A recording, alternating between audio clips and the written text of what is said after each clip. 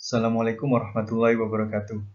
Kami dari kelompok 3 akan mempresentasikan tentang sistem akuntansi aktiva tetap.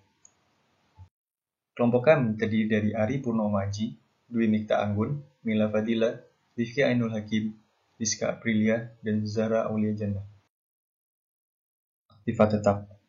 Aktiva tetap adalah kekayaan perusahaan yang memiliki wujud, dikuasai, dan bernilai cukup material, dan memiliki masa ekonomis lebih dari 1 tahun. Diperoleh perusahaan pada masa lalu untuk melaksanakan kegiatan operasi perusahaan, bukan untuk dijual kembali.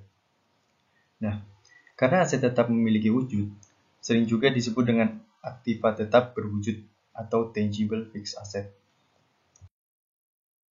Karakteristik transaksi aset tetap. Yang pertama, frekuensi transaksi yang mengubah aktiva tetap relatif sedikit dibandingkan aktiva lancar. Namun, umumnya menyangkut nilai investasi yang besar. Kedua, pengendalian aktiva tetap sudah dimulai saat perencanaan pengadaan atau perolehan aktiva tetap. Ketiga, transaksinya memerlukan persetujuan atau otorisasi pemimpin entitas. Bisa juga dengan RUPS jika bentuknya PT. Yang keempat, pengeluaran yang bersangkutan dengan aktiva tetap perlu dibedakan menjadi pengeluaran pendapatan dan pengeluaran modal. Penggolongan aset tetap. Umumnya, penggolongan aset tetap itu terdiri dari land and land improvement, building improvement, kendaraan, mebel, mesin, dan peralatan pabrik. Selain penggolongan tersebut, aktiva tetap juga digolongkan berdasarkan pada umur. Antara lain, yang pertama, aktiva tetap yang umurnya tidak terbatas. Yang kedua, aktiva tetap yang memiliki umur terbatas dan apabila habis umur ekonomisnya bisa diganti dengan aktiva tetap yang sejenis. Yang ketiga, aktiva tetap yang umurnya terbatas dan apabila habis masa manfaatnya tidak bisa diganti dengan aktiva tetap yang sejenis. Proses bisnis sistem akuntansi aktiva tetap. Yang pertama ada recognition. Perolehan atau akuisisinya itu bisa dilakukan dengan cara yang pertama pembelian baik secara tunai atau kredit, pembuatan sendiri, pertukaran, dan yang terakhir adalah pemberian. Yang kedua ada measurement, pengelola atau maintenance. Yang ketiga ada recording, penghentian atau disposal. Transaksi-transaksi yang mengubah aset tetap. Di gambar 16.1 itu merupakan jenis-jenis transaksi yang mengubah akun aset tetap.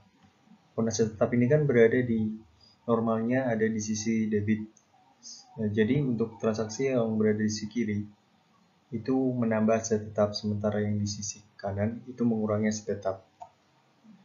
Gambar 16.2 itu merupakan transaksi yang mengubah akun akumulasi penyusutan aset tetap. Di transaksi yang sebelah kiri itu mengurangi akun akumulasi penyusutan, sementara yang di kanan itu menambah. Karena akumulasi penyusutan ini normalnya ada di sebelah atau di sisi kredit. Transaksi perolehan. Jika aset tetap tersebut diperoleh dengan cara membeli, maka jurnalnya adalah aset tetap pada bukti kas keluar yang akan dibayar.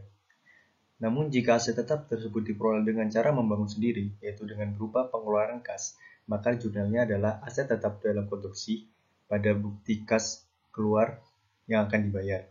Jika aset tetap tersebut diperoleh dengan pembangunan sendiri, yaitu berupa pemakaian persediaan, distribusi gaji, dan upah, serta pembebanan biaya overhead pabrik, maka jurnalnya adalah aset tetap dalam konstruksi di sisi debit, di sisi kredit yaitu persediaan suku cadang, gaji dan upah, serta bukti kas keluar yang akan dibayar. Lalu, ketika aset tetap tersebut selesai dibangun, maka kita harus menjurnal aset tetap pada aset tetap dalam konstruksi. Jika aset tetap tersebut diperoleh dari sumbangan, maka jurnalnya adalah aset tetap pada modal sumbangan. Transaksi pengeluaran modal. Yang pertama, Jika transaksi pengeluaran modal dengan menggunakan kas keluar, maka jurnalnya adalah aset tetap pada bukti kas keluar yang akan dibayar. Namun, jika pengeluaran modal berupa pemakaian persediaan, distributor beban tenaga kerja, dan pembiayaan biaya overhead pabrik, maka jurnalnya adalah pada sisi debit itu ada aset tetap dalam konstruksi, pada sisi kredit itu ada persediaan suku cadang, gaji dan upah, serta biaya overhead pabrik yang dibebankan. Selanjutnya adalah transaksi penyusutan aset tetap. Dengan jurnal, pada sisi debit itu ada biaya overhead pabrik sesungguhnya, beban administrasi umum, beban pemasaran, sementara pada sisi kredit itu adalah akumulasi penyusutan aset tetap. Transaksi penghentian aset tetap. Pada sisi debit itu ada akumulasi penyusutan, di debit juga ada rugi penghentian pemakaian aset tetap, di kredit ada aset tetap. Mengenai penghentian ini bisa mengalami kerugian atau keuntungan. Transaksi reparasi dan pemeliharaan aset tetap. Jika dicatat dengan pengeluaran pendapatan yang dicatat dalam register bukti kas, maka jurnalnya adalah beban reparasi dan pemeliharaan pada bukti kas keluar yang akan dibayar. Sementara reparasi dan pemeliharaan aset tetap dengan menggunakan persediaan suku cadang, gaji dan upah, itu jurnalnya adalah beban reparasi dan pemeliharaan di sisi debit, sementara kreditnya itu adalah persediaan suku cadang dan gaji dan upah. Manajemen aset tetap. Wewenang yang dimiliki oleh bagian aset tetap. Yang pertama, menempatkan aset tetap di tangan fungsi pemakaian aset tetap. Yang kedua, memberikan otorisasi pemindahan aset tetap dari fungsi satu ke fungsi lainnya. Ketiga, memberikan otorisasi penghentian pemakaian aset tetap. Yang keempat, memberikan otorisasi pengiriman aset tetap ke pihak luar untuk keperluan reparasi. Struktur kode aset tetap. Kode aset tetap itu terdiri dari beberapa angka, di mana angka-angka tersebut itu melambangkan yang pertama, golongan aset tetap, jenis aset tetap, tahun perolehan, fungsi, lokasi, dan portability. Portability ini adalah mudah atau tidaknya suatu aset itu dapat dipindahkan. Ini merupakan keterangan dari kode pada slide sebelumnya. Jadi, pada golongan aset tetap itu merupakan penggolongan aset tetap pada atau secara umum. Lalu ada jenis aset tetap, jadi tiap golongan aset tetap dapat dirinci lebih lanjut masing-masing sampai dengan 99 jenis. Contoh, 01 mesin ketik manual, 02 mesin ketik elektronik, dan seterusnya. Lalu ada tahun perolehan. Tahun perolehan aset tetap diambil dua angka terakhir dan dicantumkan dalam kode aset tetap. Misalnya, mesin fotokopi diperoleh tahun 1992. Pada angka yang keempat dan kelima, dalam kode aset tetap dicantumkan 92. Lalu ada fungsi. Kode fungsi memudahkan pembebanan beban penyusutan aset tetap ke dalam biaya produksi, beban administrasi dan umum, dan beban pemasaran. Karena dalam perusahaan manufaktur ada 3 fungsi pokok, maka kode fungsi ini disusun sebagai berikut. Yang pertama, produksi, yang kedua, administrasi dan umum, yang ketiga, pemasaran. Lalu ada lokasi. Lokasi itu terdiri dari angka-angka juga, yang melambangkan daerah, gedung, lantai, dan nomor kamar.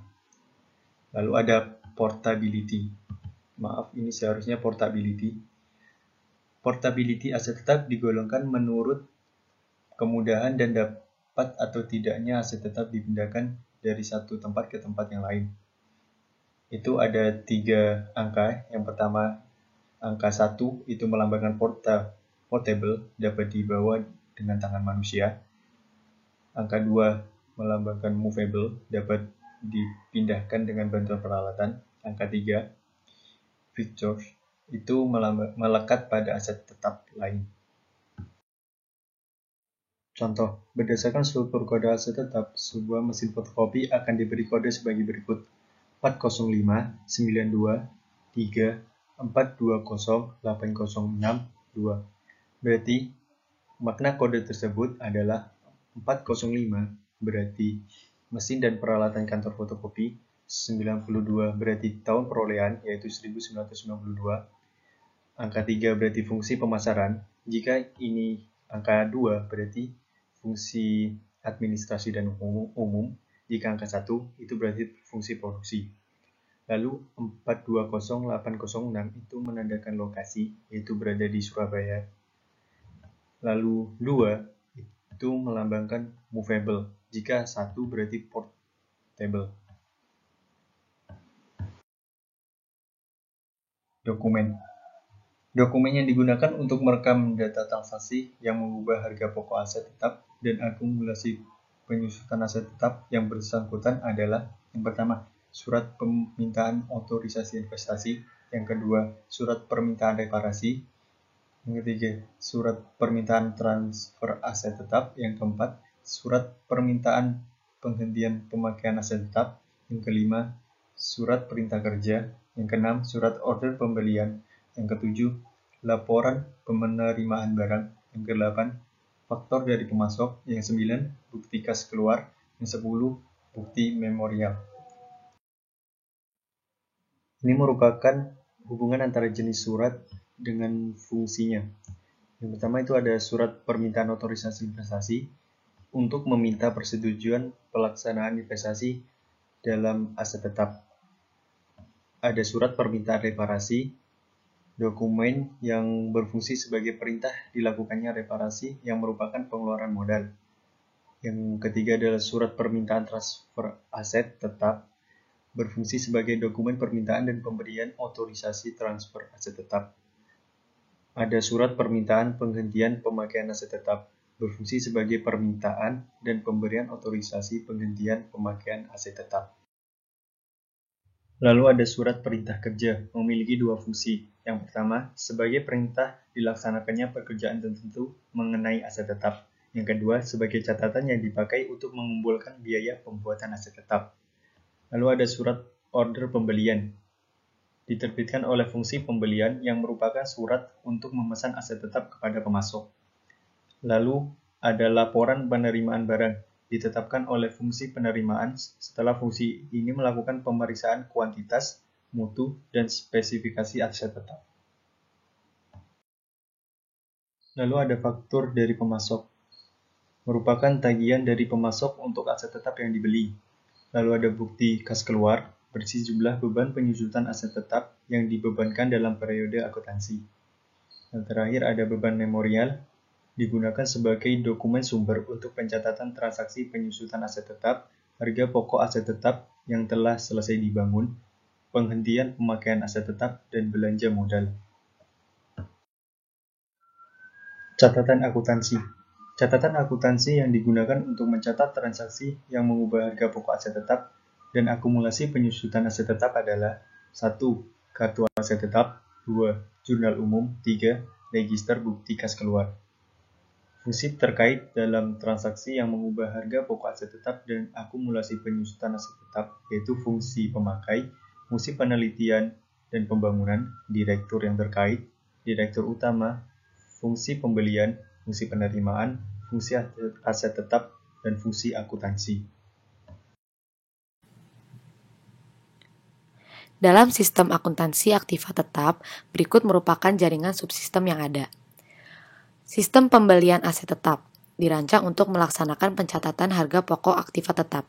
Sistem perolehan aset tetap melalui pembangunan sendiri dirancang untuk mencatat harga pokok aktiva tetap dari pembangunan yang dilaksanakan sendiri oleh perusahaan. Kemudian sistem pengeluaran modal merupakan sistem yang dirancang untuk mencatat tambahan harga pokok aktiva tetap dengan adanya pengeluaran modal. Sistem penghentian pemakaian aset tetap untuk mencatat pengurangan harga pokok dan akumulasi depresiasi aktiva tetap yang dihentikan pemakaiannya. Sistem transfer aset tetap untuk mencatat transfer aktiva tetap dari satu pusat pertanggungjawaban ke pusat pertanggungjawaban lainnya. Kemudian sistem revaluasi untuk mencatat transaksi penilaian kembali aktiva tetap. Dan yang terakhir sistem akuntansi penyusutan aset tetap untuk mencatat transaksi biaya depresiasi aktiva tetap. Dalam sistem akuntansi aset tetap ini ada beberapa unsur pengendalian internal, yaitu organisasi. Fungsi pemakaian harus terpisah dari fungsi akuntansi aktiva tetap. dan segala transaksi harus dilaksanakan oleh lebih dari unit organisasi independen. Kemudian ada sistem otorisasi. Lalu prosedur pencatatan merupakan perubahan kartu aktiva tetap harus didasarkan pada bukti kas keluar dan bukti memorial. Dan praktik yang sehat secara periodik dilakukan pencocokan fisik antara aktiva tetap dengan kartu aktiva. Tujuan dengan adanya pengendalian yaitu agar adanya compliance, kepatuhan pada aturan yang berlaku. Reporting menghasilkan laporan keuangan yang dapat diandalkan. Operasional kegiatan operasional berjalan efektif dan efisien, dan pengamanan fisik aset yang andal. Berikut merupakan flowchart pembelian aset tetap. Pertama, merupakan bagian yang memerlukan aset tetap yang meminta otorisasi investasi dari direktur utama. Kemudian, pengotorisasian dilakukan oleh direktur utama. Berikut merupakan sistem pembelian aset tetap bagian pembeliannya.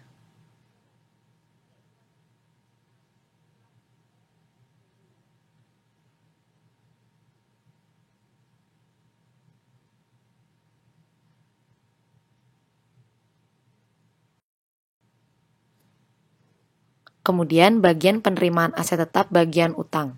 Bagian aset tetap di mana membuat surat penempatan aset tetap, dan yang terakhir merupakan bagian kartu aset tetap.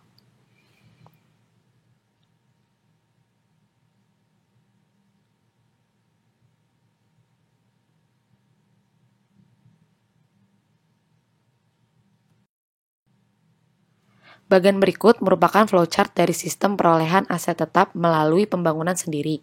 Awalnya sama seperti pembelian aset tetap, yaitu bagian yang memerlukan aset tetap membuat surat permintaan otorisasi investasi dan diotorisasi oleh direktur utama.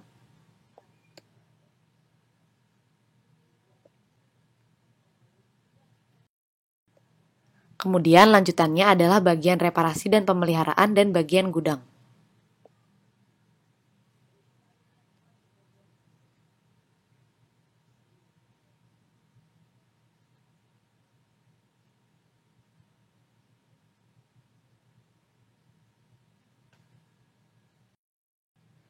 Kemudian mencatat sistem bagian gaji dan upah dan bagian jurnal.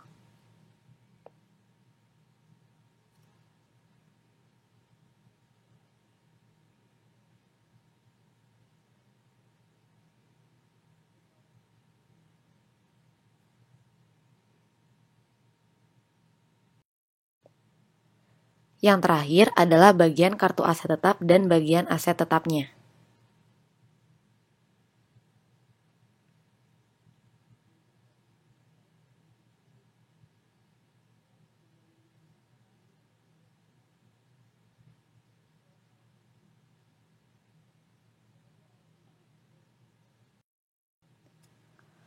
Flowchart berikut merupakan sistem pengeluaran modal. Pertama, bagian yang memerlukan pengeluaran modal membuat surat permintaan otorisasi reparasi dan diotorisasi oleh direktur utama.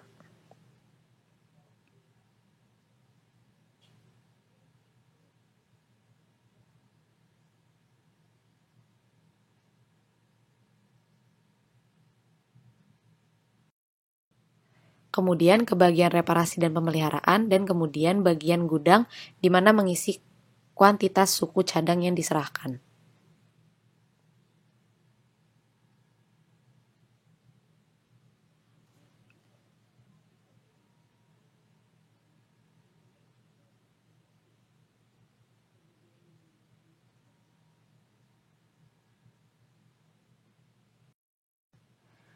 Membuat daftar upah dan rekap daftar upah di bagian gaji dan upah, dan kemudian bagian jurnal.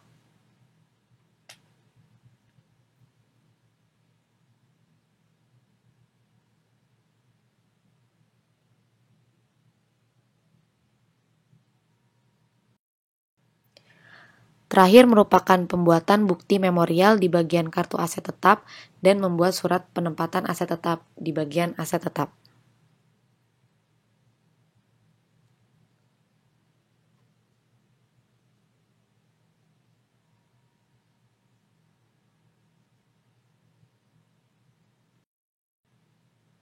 Berikut merupakan flowchart sistem penghentian pemakaian aset tetap. Pertama, bagian yang menggunakan aset tetap membuat surat permintaan penghentian pemakaian aset tetap, kemudian diotorisasi oleh direktur utama. Kemudian bagian aset tetap, bagian kartu aset tetap membuat bukti memorial, dan bagian jurnal memasukkan ke jurnal umum.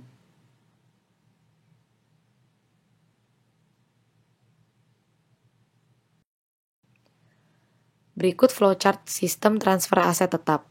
Bagian asal aset tetap membuat surat permintaan transfer aset tetap dan diotorisasi oleh direktur utama. Kemudian, bagian aset tetap, bagian kartu tetap, dan bagian yang dituju.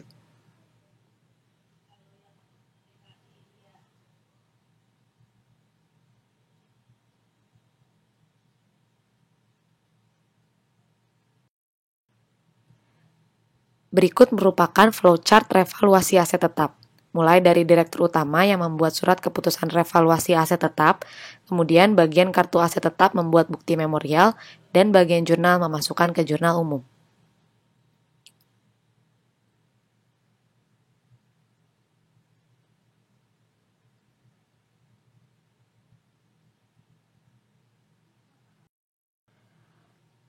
Flowchart sistem pencatatan penyusutan aset tetap mulai dari bagian kartu aset tetap yang membuat daftar penyusutan aset tetap dan membuat bukti memorial. Kemudian bagian jurnal memasukkan dokumen ke jurnal umum.